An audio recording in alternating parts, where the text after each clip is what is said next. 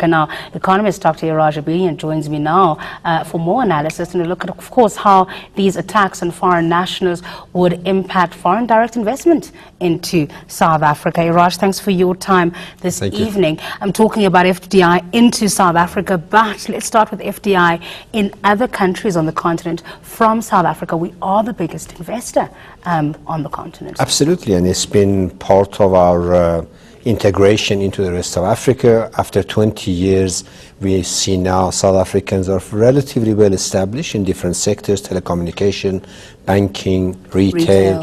And of course, very importantly, over the past 5 years, Africa has become and is likely to continue to be our fastest growing destination for our exports. So apart from investment into the continent, our trade into the African countries, sub-Saharan Africa particularly, is a very important destination for our growth, for our jobs at home, for our tax revenues, etc., etc. So I think that integration, as it more and more happens, we need to take these issues and these incidences of xenophobic or Afrophobic, whatever we call it, which is really emanating from ignorance of the fact that we are part of Africa. It's very consequential. Apart from that, brand South Africa is also going to suffer. So even if you're not into the rest of Africa, considering investing in Africa, even if you're sitting in wherever on the globe, you don't want to be in a society that is so out of it, so violent, so ignorant, and therefore it cuts both ways, not just for Africans coming into South Africa and investing, not only for our investments and trade into the rest of the continent, but brand South Africa is something that we have to protect. Let's tackle this issue around immigrants and migrants stealing jobs, and you know how much truth there actually is in that. If you look at societies around the world that have been built on migrant labor, our very own industries, you heard from the Chamber of Mines, built on migrant labor.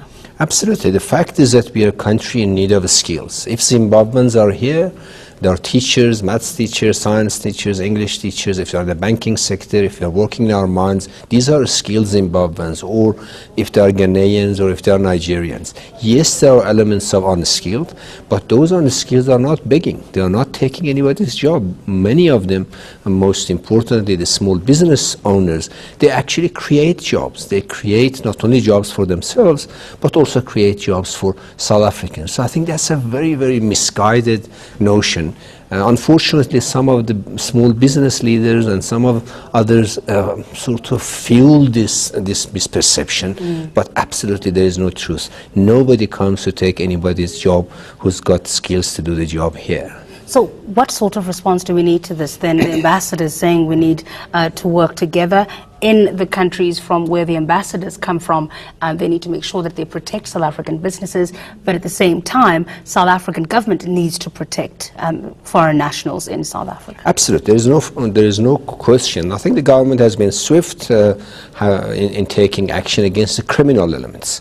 Apart from fighting criminality, all South Africans, not just government, business leaders have a role to play. Church and religious organizations have got, educational leaders have got, and thought leaders have got, media has got. All of us in South Africa have to really join forces to fight this pain that xenophobic thinking and xenophobic and otherphobia, whatever is different from us, whether it's a bit darker, a bit lighter, suddenly we sensationalize it.